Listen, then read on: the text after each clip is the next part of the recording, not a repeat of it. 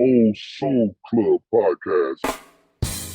Hey, what's up, everybody? Welcome to the Old Soul Club podcast. Man, it's me here, your man Larry Braggs, and I'm here with my sidekick, my man, my partner in crime, the Pope of Soul, Mr. Phil Redmond. What's up, Phil? Deus Gloria, brother. That's Latin for glorious day, or in the vernacular of our people, oh happy day. So happy day to everybody. Hope y'all having a good Tuesday. That's some good stuff, man. That's some good stuff. Hey, man, first of all, hey, Phil, man, we had so many great responses from last week's podcast, man. People just wrote in and said they loved it. Man, they said, hey, y'all were doing a great job. They said they loved the Pope of Soul. I said, that's wonderful, man. So, brother, congratulations on the debut show we did last week. So how was your week after that, bro? Well, congratulations to you too, man. And I had the same reaction. A lot of comments and a lot of people actually physically calling. Man, I thought for a minute I won that $1 billion lottery here in Texas. Hey, man, well, you're worth it. You're worth it anyway. You're worth it. Hey. I heard from people, man, their name would pop up on my phone and my phone said, do you know this person? Right.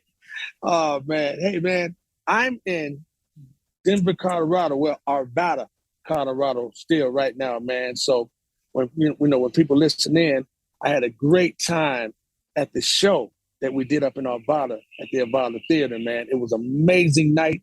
People came out, Phil.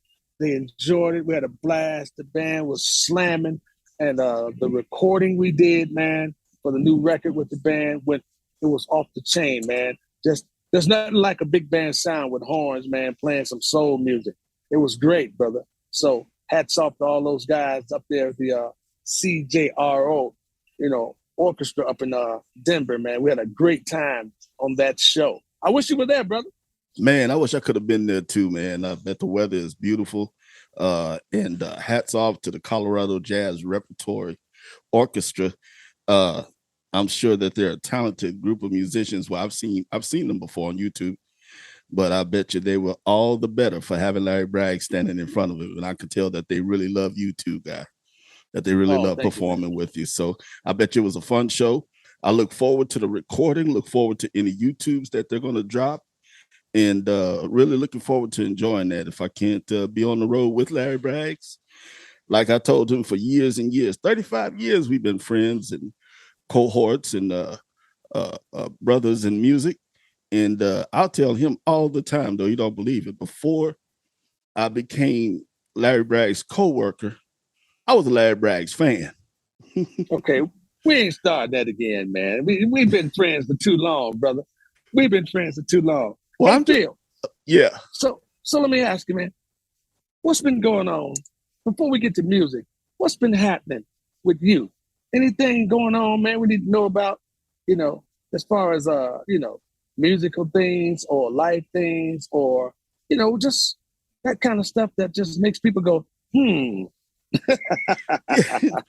Yeah, man. Thank you. I appreciate having the opportunity to tell anyone who does know the Pope of Soul out there, in case we haven't had a chance to speak on the phone personally, I am feeling great these days. I feel like $1 million and ain't got no way to spend it. I've had my challenges. 2021 was a rough one for me, but I tell y'all honestly, I feel like I can get up and run and jump and shoot, which is kind of interesting because I never could do that before. Oh wow! Then you're really feeling good. You say I can't play basketball to save my life, but I bet y'all jump on this court today just to show how serious I am.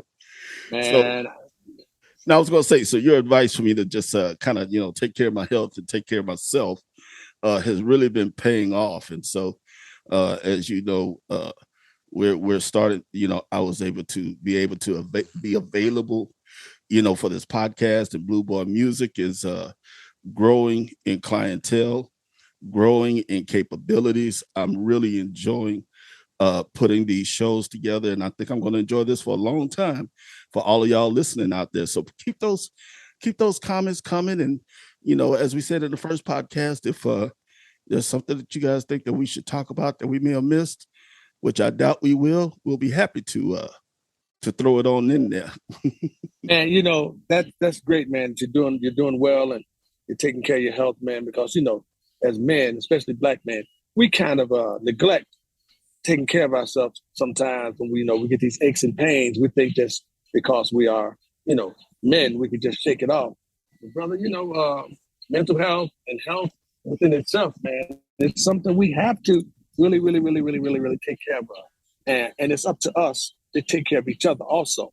You see a brother in need, musicians, all that, man. We need to just find out how we're doing. You don't hear from a cat, we need to phone in to him and say, hey, man, how you doing? Everything good? And that's what we need to do. That's really important in our lives as we travel, because we travel so much on the road, and our bodies, we take an abuse, traveling on some of these buses. If people only knew how we travel sometimes, most people just see the end result, like the show. Yeah. They don't see the bus rides, the plane rides, the terrible food we have to eat sometimes, the crazy hotel hours we have to keep, in, out, in, out. That's really abuse on our bodies, even though we love doing what we're doing. But as we get older, we have to really, really hone that in and really pay attention to what we're doing, man. And so, I'm just saying that, man. I'm glad you're doing well, brother. I'm glad you're doing well. Thank you very much. And like you said, you can't keep up with the Larry Braggs for 4 hours on the bus eating Funyuns and drinking Coca-Cola. No, man. See, my secret is, Larry Bragg's Coffee, which is sponsored. Did I lead into that pretty good? Yes, you did. The proud sponsor of the wait a minute, let me try it again. The Old Soul Club podcast, Larry Bragg's Coffee, man. Come on. For that smooth roast. That's right, man. That smooth soulful roast, baby. Hey, Phil, we brought coffee to the show. So all the coffee that we had at the show, man, sold out of coffee at the show before halfway through the show. So people are really digging the coffee. It's available. Let me just fix that webpage for everybody, man. It's concerts.cafe.com. Concerts.cafe.com. Concerts with an S, .cafe.com. HTTP. So go get that, man. Get that Larry Bragg's Coffee.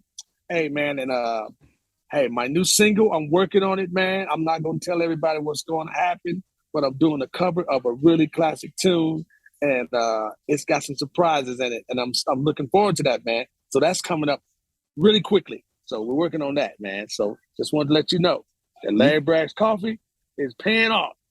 Man, trust me, I'm not surprised at all, man. Just merchandising these days is so crucial to our sustaining ourselves, both on the road and as musicians. So when you have a quality artist and a quality product, I'm surprised that I'm not surprised that it went as fast as it did. Now I have to ask you a question. Did the orchestra director have to crank up the songs about 25 dB because everybody was jacked up on coffee? Oh yeah, man. Yeah, I had people jacked up on that coffee, man. You would have thought that coffee had some other stuff in it. The way people was buying that coffee, man. It was, it was great. We had a great time, man. It was a great time. The recording, man, is gonna be cool with the CJRO. Like I said, all of that went well, man. Denver was wonderful. The people in Denver, up in Arvada, Old Town in Arvada, man. What a beautiful place, bro. If you get a chance to come up to Arvada, Colorado, right outside of Denver, and just stay there, man, for a little bit. I'm gonna give a plug. Stay at the Hilton Garden Inn right there by Old Town, and they got everything in walking distance right there, man. It's so cool. It's right so on. Cool, man. Yeah. Right on. Yeah, I fell in love with Colorado years ago. A dear friend of ours and incredible rapper, MC Overlord, went on a whole Midwestern tour with him, and we must have played every town in Colorado. I mean, we were in Vail, we were in Aspen, we were in Denver, we were in Boulder. Matter of fact, man, I always joke with people. They say, Phil, have you played with a lot of famous people? And I say, well, I'll tell you honestly, I'm the Forrest Gump of music, okay? No, man, you're the Pope of Soul, baby. Look, look, if you see somebody famous in their early stages, look slightly over their left shoulder and to the back, There were and you? you'll see me. Man, we were playing this theater in Boulder called the Blue Something. And we sound checked, and they said, okay, y'all gonna have to get off the stage for the main act, right? And you know, MC Overlord was such a humble cat, you know, that he took as much pride in giving a great performance, being the opener, as if he was the headliner as well, you know, which he did a lot of headline shows. So there we are, as bands do.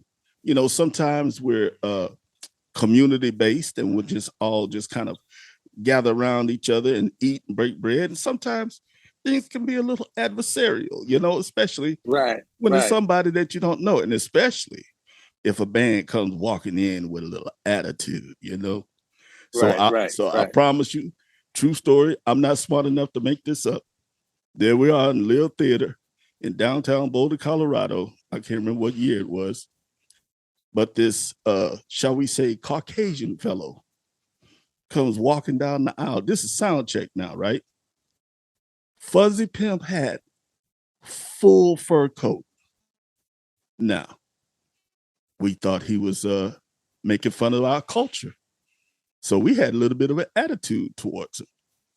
But when I tell you we stood in that balcony, the crowd came in, he did his first song. My name is Kid! And boy, there was fire and smoke everywhere. And we're all in the back. Don't dig it, ding, don't get, don't dig it, dig it, don't. I ain't never heard Kid Rock it before in my life. Hey, man. You're the Copa Soul, bro. That's what happens. Just saying, man. I'm just slightly behind somebody's shoulder and over the left, and you'll see me. Yeah. But you know what? I want to give a shout also to the guy you was playing with, MC Overlord. MC Overlord was one of the most incredible rappers, man, that I had ever met and known down in Austin, Texas. And he was profound and prolific, man, and the way he put rhymes together, the way he did his thing. And he was just a really nice, joyous guy to be around, humble as he can be, but he was bright. He was in tune with himself. He was in tune with his culture, and he let you know that through his music. And God rest his soul, man. He was a great friend also to all of us down there, man. And I remember he used to sit in with us in the business and just rock it. And it was always a joy to have him on stage with us when we were down there, man. And, you know, I just wish that, you know, he had got a chance to really get his due. But the Lord had another plan for him. But we love him to death, man. And, you know, rest in peace, MC Overlord, my man.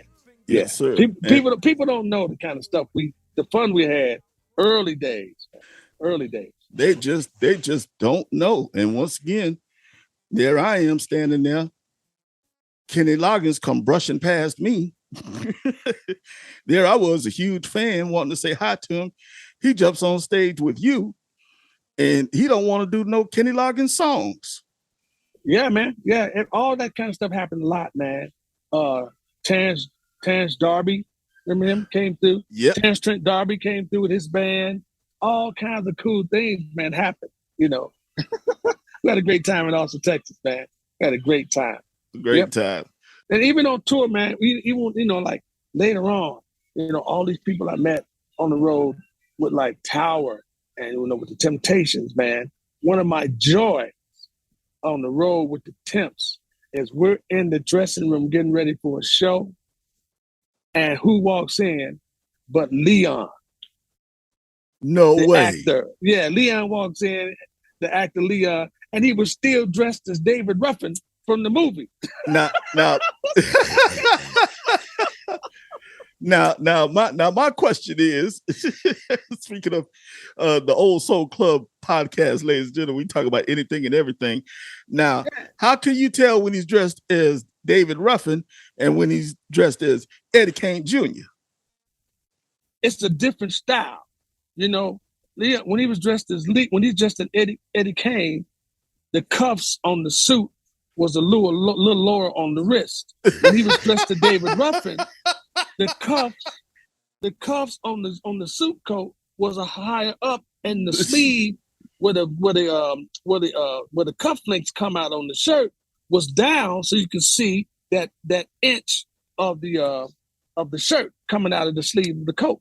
That's when you knew he was dressed to David Ruffin. Oh yeah, man. I mean, we're not doing video yet, but I'm doing the move. And if y'all seen the Temptations before, not Eddie Kendrick, David Ruffin, the David Ruffin move where he put his fist up almost like a backwards soul power fist. So the cuffs got to be so the cuffs got to be like that. Oh, I wish you would raise. Man, that's how you knew. You knew when he came in because Eddie Kane Jr. didn't make as much money as David Ruffin, so the suit didn't fit as nice. So, Leon still thinks he's David Ruffin. He came in the dressing room like he was doing the show. I knew that was coming. Man. Oh, it was hilarious. Man. It was like, he's like, hey, what's up, man? What's happening? I'm like, does he know he's not David Ruffin? Oh, but he's such a nice guy, man. Such a nice guy. Perfect built, like actor. He looked just like he did in the movie. Oh man, It was amazing. He still had on the David Ruffin glasses. Yeah. Oh, see, now I'm done. I'm done because if I ever had a signature character that I did in a movie, I'd go around dressed like him years later too. Yeah, man. That was a great time. That was a great time, brother. That was a great time. Man. Yeah. Speaking of the great time that we had in Austin, Texas, and then you ending up in these legendary groups, you've actually brought on fellow musicians that you played with on 6th Street. Hey, man, I've always been a true believer, man, of when you go up the ladder, you got to reach back and grab some people and bring them up with you. And what happened was, it was a tragedy. We were playing somewhere in Missouri, the Temptations were. And it was a tragic, man, that, Kerry, our bass player, who had been with the Temps like 30 years. Kerry was an incredible bass player, very knowledgeable, man, sweetest guy. He was never, ever late, didn't have no troubles out of him. And he passed away on the road, in his hotel room. And to make a long story short, because I don't want to go into the things, man, because it's really a sad story. But we needed a bass player after that. And I was thinking the only person I knew that played the way Kerry did and knew all of these old tunes, because Kerry and I would sit around sometimes at sound check and he just bust into a bass line of a song of these old tunes. Uh-huh. And I knew them. It was crazy. And the only person that reminded me of him was Selton Cole Jr., who played with us in the business. Yes, sir. Yeah, so I told Otis, I said, I think I know somebody, man. And I called Selton. I said, Selton, man, we have a tragedy, man. Kerry passed away. He was like, oh, man, Selton really, that really hurt stuff like that hurts Selton to the core. Yeah. And I said, but we need a bass player, but we need him fast. And I already knew Selton knew all of these songs. Yeah. He just had to find out what the show was doing, right? It wasn't a problem with him learning songs. He knew those already. And so he came in, he played, they loved Selton, and Selton's still there today. Selton is he's embedded in that now, man. They just love Selton to death.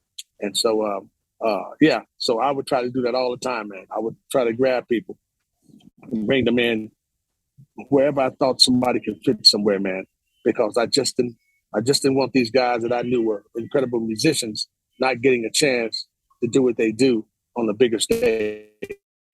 Shout out to Selton Cole Jr., another one of our lifelong brothers, incredible bass player, talented musician. And exciting performer. I mean, not since Verdine White have you seen a dynamic bass player that kind of almost draws your eye over to the left side of the stage. And his diet consists of, Skittles, Snickers, Reese Cups, cupcakes, cake, ice cream, and he has only gained like 6 pounds in the last 40 years. I don't know how he does it. Selton, we're gonna talk about you for a minute. Bill, we come in the dressing room and we see a trail of them little miniature Reese cup wrappers leading out the floor. And we look at each other and go like, Selton Cole's been in here. Selton Cole Jr.'s two most favorite holidays of the year. You would think it was Halloween because of the candy and Easter because of the candy. No, it's the day after Halloween, November 1st. Right. That is correct. And the day after Easter, because you'll find Selton Cole in Walgreens, CVS, HEB. Because Piggly Wiggly. all the candy is on sale the day after. Stock up for the year. That's our boy. I've never seen a man sustain on sugar. He is the exception to the rule, man. Right. And if you never heard him do his Black History Month, his another great moment in Black history, I'm telling you guys, come February, we're going to have Selton Cole on here almost every week doing his great moment in Black history. Now, it's not what you expect, so just don't even think about it. Just be prepared to have your tickle bone knocked out of your body. That's all I can say about that. Just wait for it. That gives us a goal to stick around at least through next February. We'll do something special for Martin Luther King Day. We'll have a great moments in Black history. You know, we may even do a chorus or two of the Negro National Anthem. Hey man, that's a good spot because I want to say, hey, don't forget about my foundation. Perfectly then. Right. The Mo Sitta Music Foundation, man. That's my scholarship foundation. I want to always give them a plug on here because that scholarship foundation, man, helps bridge the gap for some of these students, man, and offset the cost for some of these underprivileged kids so that parents can actually afford to send them to college, and then we can give them a little help so they can like ease some of that burden that they have, you know. And along with that, I have the Larry Bragg Soul Orchestra that we do that also helps raise money for that particular scholarship fund. It's a 501c3 charity. So please, ladies and gentlemen, if you can, please send me emails. Please talk to me about how you can help. It is the Mo Sitta Music Foundation at gmail.com. You can send emails and I will always send you back something, let you know how you can help, give or just donate to this particular cause, because we take all donations, man. No donation is too small. No donation is too great. So please, if you want to know more, please send me an email at Mo Sitta Music Foundation at gmail.com. Mo Sitta, MOSITTA. Or you can send me an email through the Old Soul Club at gmail.com. Also, you can do that. Either way, I'll get the email, and it's a great cause.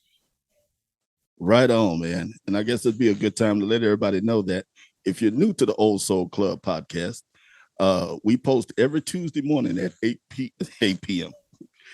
If you're new to the Old Soul Club podcast, we post every morning at 8 a.m. And you can immediately find us simultaneously on YouTube, Spotify, Pandora. I always forget the third one, man. And the Larry Bragg's channel, my man. And the Larry Bragg's channel.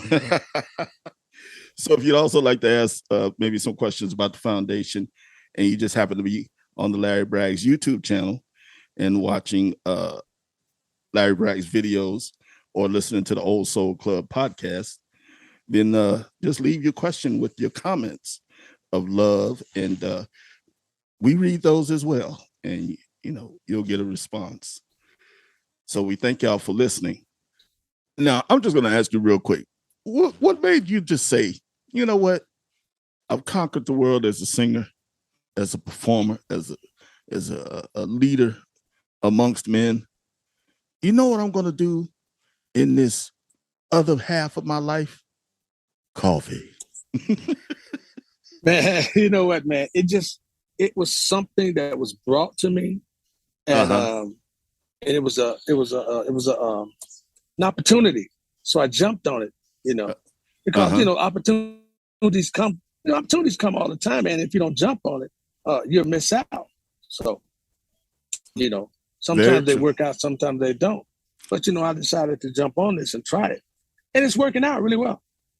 Very true, very true. I'm waiting. I'm still waiting for my bag to be delivered myself. So as you can see, ladies and gentlemen, in such high demand that even the old Pope of Soul himself has to wait in line like everybody else. It is coming, my brother. It's coming.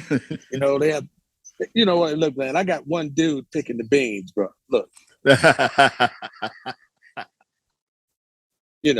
The brother can only pick so many coffee beans, and at one time. That's why the coffee is so good, man. I got a small unit, small operation, bro. I got one brother who picks the beans, one brother who packages the beans, and then a sister that mails the beans out. That's all I got.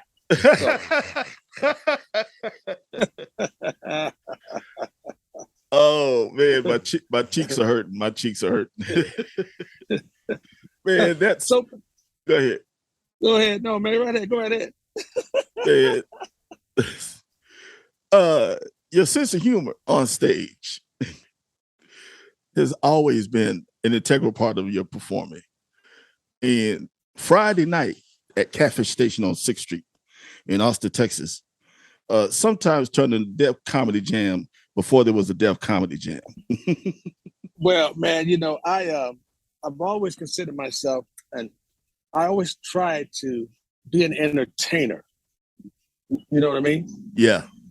So I would consider myself an entertainer before I would consider myself a singer. So I always knew, like, even from when I college days, man, when I used to go up against guys like Derek McCampbell, who sang in the Mac Band. He had that song, Roses Are Red, Violets Are Blue. Yeah. I used to go up against Derek McCampbell. And at the University of Arkansas at Pine Bluff, man, we had some incredible musicians and singers come through that university. So I knew that early that there was a lot of people that could out-sing me. So my thing was I would try to outwork everybody that I could come across on stage. So that's what I tried to do. So I tried to incorporate that entertainment side into the performance side with the singing. A lot of people can sing, but sometimes they just look like a bump on the log up there singing. It's like a bird just singing away, just sitting on a high wire. You know what I mean? Uh-huh. And that was kind of boring to me, even though the vocals were like amazing vocals. I mean, what else you got besides just this incredible instrument? Do you have anything else to offer the audience that they can visualize and look at or, get involved in? So I tried doing that early. And then when I got we had our cover band down in Austin, I started doing it more. Like I said, I learned a lot of stuff from a guy named Greg Sane, who I thought was a really good, front man. And I just learned things from him. And then as I got older and started hanging out with other, entertainers, a friend of mine named Alonzo, Bowden, who's a comedian, one of the funniest guys I know on the planet. And Alonzo is he's like the musician's comedian. That's him. He's the musician's comedian, man. Every musician that knows Alonzo loves Alonzo Bowden. He's very knowledgeable. He's a really smart guy. He knows a lot about jazz and music, and he just throws himself into that. But Alonzo is one of my best friends, and I hang out with him all the time, and I watch his show. And so I know I could never be as funny as Alonzo, but I try to incorporate the entertainment side of some of the comedy kind of like shtick that people had back in the day. They had that shtick on stage, the entertainers, like some of the very, very funny comedy teams that was out there. They had that shtick that they had between them, man. They did all these great things. I went and saw Donnie and Marie. Wait, whoa, time out. Man, what? This I don't know if you read the thumbnail, but this podcast is called the Old Soul Club Podcast. I'm Right. not so sure you're allowed to start a sentence with, I once saw Donnie and Marie. Okay, so wait till I get through with this particular, little twist that I put in. Can't I wait. went and saw Donnie and Marie in Las Vegas, right? They had the Donnie and Marie show, right? So it's Donnie and Marie on stage. And I'm thinking that I'm going to hear all of these popcorn ass songs, and I'm going to be bored to death. But I get there and all of a sudden, Donny Osmond comes out. And Donnie, because they split up the show a little bit, they do their things together, and then they both do like a separate thing at the same time. Right. So when Donnie got to his part of the show where he did just Donnie, you start hearing all this soul music coming out of Donny Osmond, and you go like, wait a minute, hold on, this ain't One Bad Apple. Wait a minute. And so, man, I mean, he's killing it. And I found myself standing up, and I'm the only white dude in the audience. Black dude in the audience, and I'm just having a great time, man. I'm like, whoa, wait a minute, I'm not supposed to be liking this. What is going on right now? And so, but when they're on stage together, they have this brother and sister shtick that they do, right? Right. And man, it's off the chain. It's like, it's so smooth, and they know each other so well that they're bantering with each other. You don't even know that this is happening. It's just being entertained, and you just love it. It's just amazing. And so that's what I said that about entertaining. You may not be the greatest singer. Marie has done 30 records, but she's not, a singer. She's not a singer. And Donnie's not a singer. But they have this thing, man. They're entertainers. Yes. From the days at the the Osmond Brothers show, they have that entertainment side of them, man, where they just have that. They had that vaudeville kind of thing happening within it, and it's just cool, man. It's almost like being on stage at the Carabinette show or something like that, man. Because all those people could sing. Art Carney, all of them could sing. Carabinette, but they had that whole comedy thing. Lucille Ball and Desi Arnaz, they had that shtick, man. And so they brought that to the stage. And that's what I try to do, man. It's my own version of it, but that's what I like to do. And that's what I think I could do better than a lot of people, bring that element and draw the audience into the show instead of just letting the audience look at a show.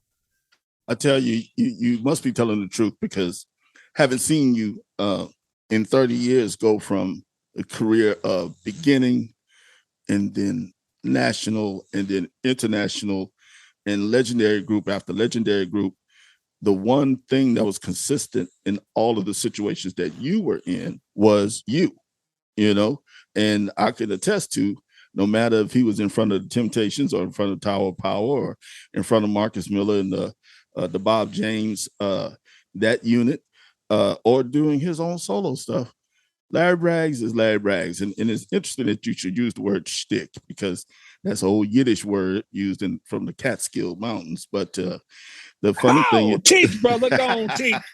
Pope of Soul teaching, ladies and gentlemen. I gotta take my swing, man. One of the comments, I'm gonna put a pin in that. A lot of the comments from last week's podcast were people saying how much they appreciated the history lesson that you gave us all.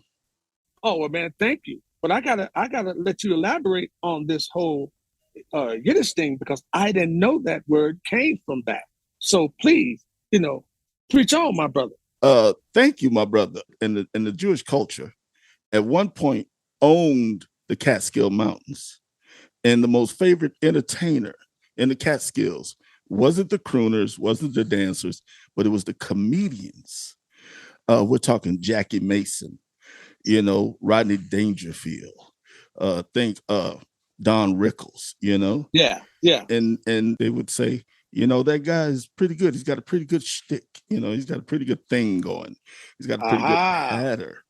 So I find that interesting that, I'm not the only person that used that word, but I never want to say it out loud, because I didn't want it to be viewed in a negative connotation, because believe me, it's not stale or routine or repeat, I'll admit, I've gone on YouTube and I've watched different live versions of favorite artists from city to city and from year to year, and the stick is kind of the same, you know. Yeah, it's a great thing, man, to be able to entertain and draw people into the show because that's what they want. That's that release they're looking for, you know, and that gives them that, you know, laughter, man, is the great, you know, combat against, you know, sadness. So if you can laugh, you can live a long time just by laughing, man. You know, Absolutely. it takes more muscles to frown than it does to smile, brother. So you know, everybody knows that. And if you don't, now you know. You heard it here. You know what? I was thinking about what you said about me watching Donny Osmond. So, good friend of mine, Spike DeLeon. Spike was when I was in the Temptations, Spike was the lead singer of the Four Tops. And we were on tour together somewhere. And Barry Manilow was in town. Oh, we went New Jersey. Yeah, we went New Jersey, somewhere in New Jersey. And Barry Manilow was playing that night. And somehow I knew the drummer. Russ McKinnon was the drummer. With Barry Manilow, Russ McKinnon used to be the drummer for Tower of Power. So I saw Russ at the hotel. And he said, Larry, I said, man, can I come to the show? He said, yeah. So he said, just let me know how many tickets.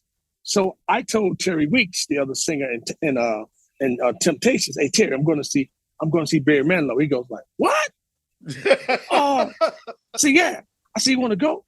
So Spike overheard me say that to Terry. And Spike went nuts. He goes, you got to let me go. That's my man. Barry Manilow is my man. LB, you got to let me go, man. I got to go. That's my man.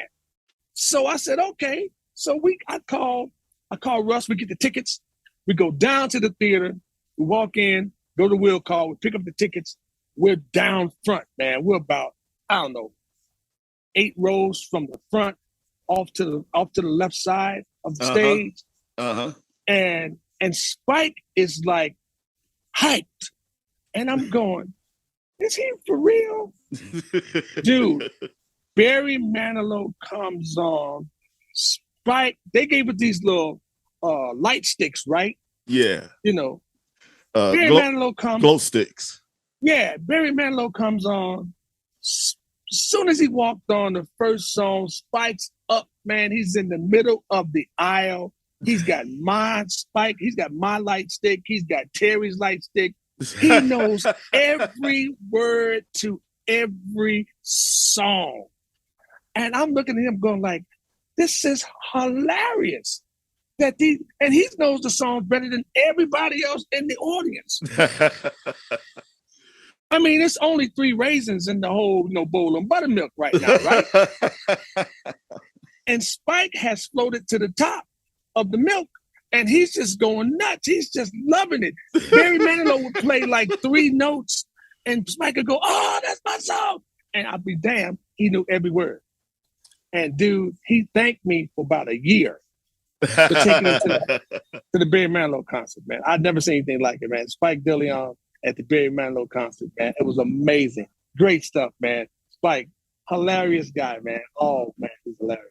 So that was I had just thought about that when I said the thing about Donny Osmond. And I remember Spike did that with Barry Manilow. You can't judge a book by its cover. The Old Soul Club podcast, y'all.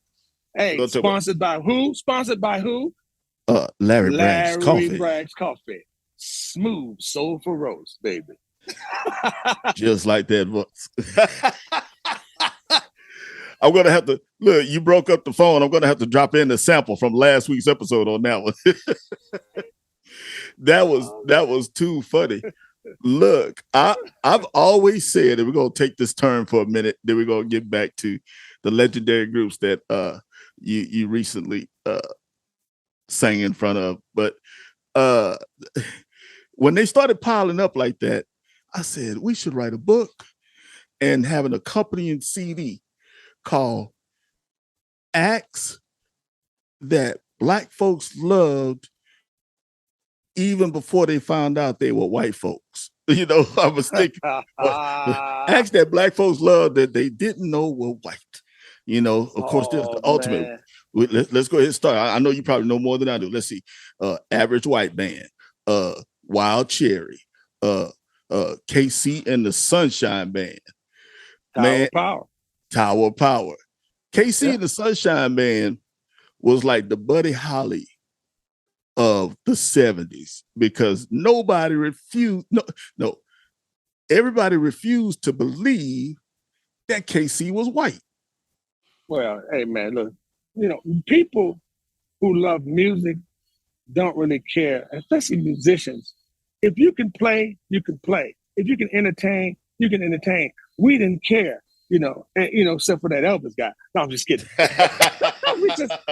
we didn't care, man. Guys, musicians just love musicians who can play, who can feel the music, who can float around and do any type of thing that you want to do.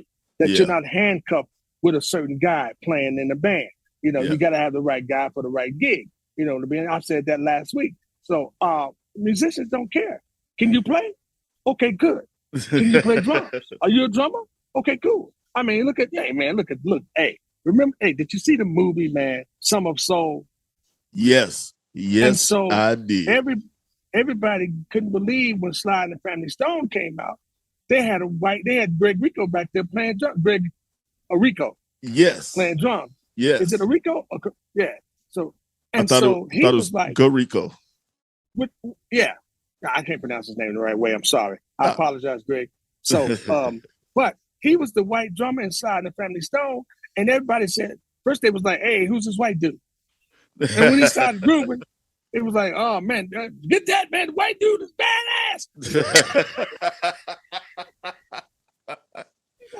Him and Larry Graham, man, they were like joint at the hip with that groove inside the Family Stone, man. Just like Rocco and Dave was joint at the hip in Tower of Power. It's just it's certain units that just click, and man. But if you take something away from it, they don't sound the same because these guys are like joined at the hip, man. They've been playing together so long, they just know exactly what the other one's going to do without doing it, and that's a beautiful thing to have in a band when you're playing together, man.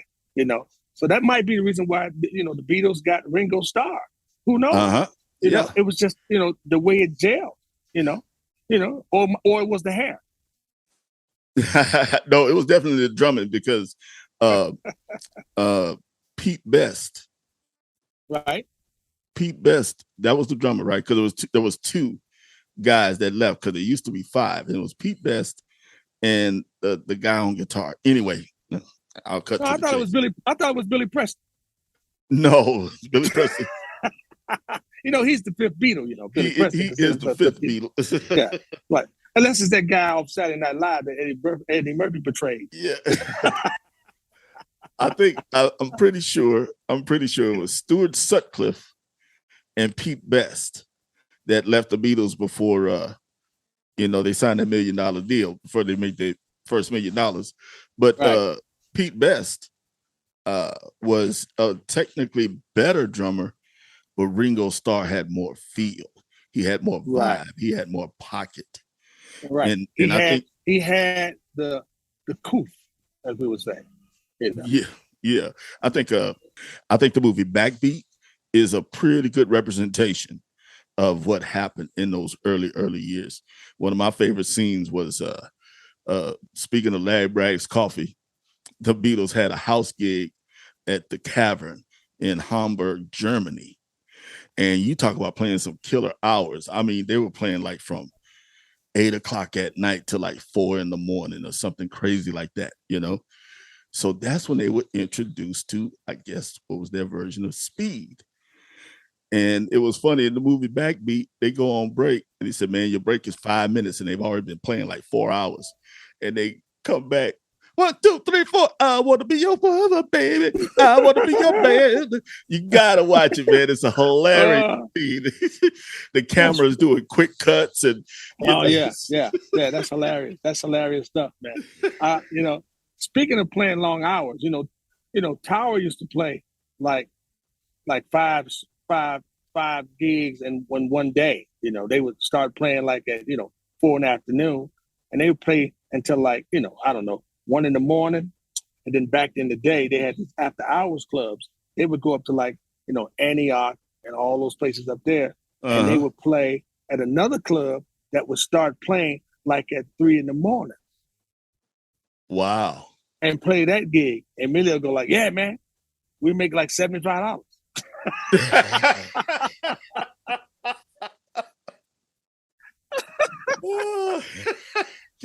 just crazy stuff like that, man. But they got so tight because they didn't have a lot of gigs, so they had a lot of time to rehearse. So they would rehearse like 8, 9, 10 hours a day. Yeah, and that's how the Tower Sound actually developed. That was kind of cool. That's kind of a cool thing, man. So, man, hey, brother, listen, we're having a great time on this podcast today from the Old Soul Club, but we got to get to the Q, Ru, and A section of the podcast. You're absolutely right, sir. You're absolutely right. And so here we go. I'm going to ask Larry Braggs a couple of questions. He had some very insightful thoughts while we were off camera. I might insert some of those. But for now, I'm just going to ask, last week's episode was about what is soul, the definition, where it came from. Very, very thorough, my brother. But we've already touched upon it. And I really want you to put that historian part of your brain to the whole performing, the consistent performing that you've done, the through thread, the thread that goes through every band that you've played with up until your arrival in California, and then the Bay Area, and then on and on and on, and then ultimately with your own records and singles. Be on the lookout for those at Larry Braggs Music on YouTube and the Larry Bragg YouTube channel. So I believe that you probably have a philosophy or an approach that gives you that continuous, or no, I should say that consistent. What is the question, man? Hey, man, tell the people how you do what you do. You know what? I mean, I'm blessed with a gift that God gave me, and I try to use this gift to the best of my ability. And I'm still learning how to use it because He gives it to you, and you have to like polish it till it sparkles like gold. It has to sparkle like that gold, man. It has to be a diamond in the rough. You have to get that sparkle out of it, that diamond to gleam and shine. And it's not there yet, but I'm trying. So I have the attitude on the stage that I would try just about anything to see what works. If it doesn't work, you don't do it again. But I try not to be timid. But I tell people all the time when they ask me this question, I said, before I come out on stage, I'm a nervous wreck backstage inside my head, because all these years of playing, I'm still wondering if I come out on that stage, will people like me? Will they enjoy what I'm doing? Will they have a great time? Will I accomplish what I want to accomplish with the audience? So before the show, I'm a nervous wreck. So when I come out there, man, I am looking for the right energy, I guess, for lack of a better word, because energy feeds energy, good energy or bad energy. And I come out, and if I just see a few people having a good time, I'm relaxed just to see the smile on folks' faces, knowing that, hey, they're enjoying this show, because I can't look someone in the eye and sing. I've never had that ability to do that, to just lock in on a person and look them in the eye, because if I do, I completely forget the lyrics to the song. It has happened before. So I try to look over the top of people's heads, and not really look anybody in the eye. But now with my, my vision being kind of screwed up, it doesn't matter if I look you in the eye or not. So, but that's what I try to do, man. I try to come out, get the folks comfortable, get them comfortable with me, and then try to draw them into the show little by little. Just keep drawing them in to the point that I have them, lack of a better word, eating out of my hand, and then I know that we're both having a good time. That's when I know that I can say whatever I want to say and do whatever I want to do. And it's not going to be with malice with folks. And I try never to do that. Never to do that. Try to insult people or anything like that. It's all in fun and game and sport. And I try to use that like my friend, the comedians do. Comedians will say anything. Nothing's off limits to them. You know, they will use that to their advantage to have a comedic moment, to have a joke. Mm-hmm. So I try to like incorporate the band into the show, incorporate the audience into the show, incorporate anybody that's in the building into the show and make this show happen. And I've been trying to do that. And that's my whole thing, man. I guess that's my shtick, trying to put everybody into this show and we're one community, one band, one sound in that particular moment. That's cool. But that's very unfair, man. Because every time I get ready to ask a second question, you've already answered as if you were reading my mind. So I'm going to take our last few minutes. Well, you have a small mind.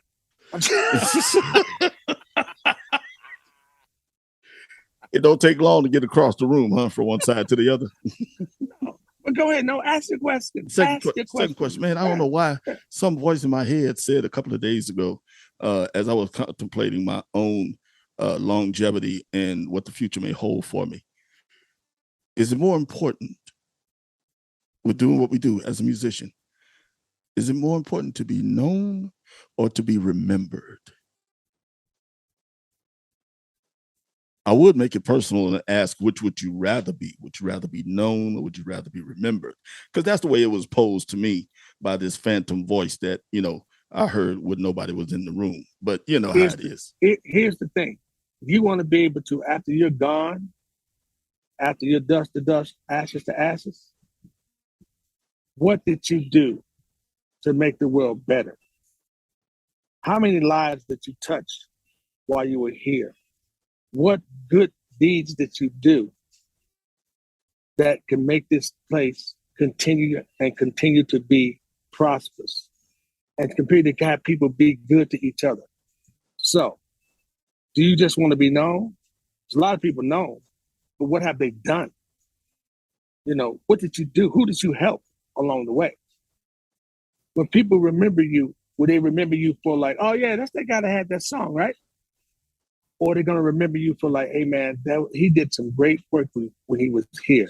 He touched a lot of lives. Yeah. He saved me from this. He helped my family do this. Hey man, he watched over my kids when I was doing this. He did this for me. He did this XYZ. So, I mean, what do you want to be known for or do you want to be remembered? You know, that's an important question that you have to ask, because we're here to make the world better. You know, what contributions are you going to do while you're here? Not just soak up everything you can soak up and take from what the world can give you. What are you going to give back? And that's not something that, you know, people need to know that you did all these wonderful things. I'm not saying that, have that kind of attitude where, you know, you just think you're like the greatest thing since sliced bread and you're letting everybody know what you do. Yeah. Not that. That's not what I'm talking about. When you leave, will God say, well done? My faithful servant. Yes. Well done. Well done. That's something that you have to look forward to, man. Is that going to happen? Or you, like I said, or you just going to be somebody that just went through life and took what he could take, and then you just died a sad old man or woman or whatever. Because, you know, there is the alphabets now. So you have to be careful with Well, that. I know we try to all be like that in our lives, whether you entertain or not, perform or not. But I hope any young musicians up and coming, or you're just beginning your career, or you're in the middle of your career trying to figure out which path you should take, I hope you heed these words of the very wise and very talented Mr. Larry Braggs. Well, I'm not that wise. I'm just giving you, man, that people have told me, you know, they've told me on my journey here, man, you know, it's just, I don't know why these things pop into my head, but there's this little segment I saw with Denzel Washington on TikTok, you know, and I won't say the whole thing, but he said a dream without a goal is just a dream. and will ultimately fuel disappointment. Yeah. Yeah. A dream without a goal is just a dream, man. It will ultimately fuel disappointment if you're not doing something to make it happen. On the road to your dream, you must apply. He said two things. I think it was consistency and discipline. Because without commitment, you'll never start. And without consistency, you'll never finish. That's what the Old Soul Club is partly about. It's about talking about old music, new music, classic music, the history of music, and how to just be a stand-up guy, a stand-up musician. It's about all of that. And ultimately, all of us being stand up in what we do and what we choose to do, no matter what that is. Hey, man, just be true to your calling, to yourself, man. Don't let anybody tell you that won't work. Try it. Don't get down the road 20, 30 years and go like, man, I should have tried it. Try it. Try it musically. These kids these days are coming up now, bro. They playing out the box, man. They playing outside the box. I mean, yeah, the way they're playing now, some of the licks they play, some of the grooves they're putting down. Yeah. It's amazing, man. Amazing. It's amazing. Yeah. I mean, they're very talented. That whole auto-tune thing, just to like get on that for a second. The auto-tune has in some way helped singers sing in tune because kids that are listening to these things. I'm talking about the auto-tune when you have things perfectly in tune. Not the auto-tune when you just have not that. Yeah. When you have people singing perfectly in tune, because they have been tuned to that perfection. Kids now who are listening to that, their ear is being trained on another level. I noticed that. You're absolutely right, because one of the things that fascinates me about these young people that come up, even if they're on shows like America's Got Talent or not Star Search, I'm showing my age, but whichever one, America's Got Talent and The Voice. Star Search. I'm showing my age God. here. Hey, once again, I'd like to remind y'all that it is called the Old Soul Club, and I'm an old soul, the Pope of Soul, Phil Redmond, here with the one and only Mr. Larry, Dr. Soul Braggs. We appreciate you tuning in every week. And remember, every Tuesday at 8 a.m., we'll be dropping episodes from now until one of us has to go in for hip surgery. Do you really think I'm going to let you get out of that Star Search thing you just said by dropping that little tidbit right there? We're going back to the Star Search. Nope, you're going to have to, because we're running out of tape. The little man in the booth tells me that we got to wrap it up. And once again, just wanted to let you know that you tuned into the Old Soul Club. We really appreciate y'all's comments and all of your positive vibes. Go ahead, send us home, Mr. Bragg. Hey, man. Hey, ladies and gentlemen, thank you so much for joining us. We're going to see you next week, unless Star Search takes our place on the podcast. We'll see y'all next week. I'm out. Peace. Y'all take care of yourself. Be safe. Hey, Pope Soul. Hey. I see you on the show with Ed McMahon, my brother. Y'all be good. Brought to you by Larry Bragg Coffee. That smooth, soulful roast. There it is. Y'all have a wonderful week. Be blessed, and thank y'all for joining us. See you next week. Oh, Star Search. We bringing Ed back, man. We gonna bring Ed back. Later. Gonna wheel him out on the stage. I bet you he'll give me 4 stars. Say good night, John Boy. Good night, John Boy. Y'all be blessed. Peace.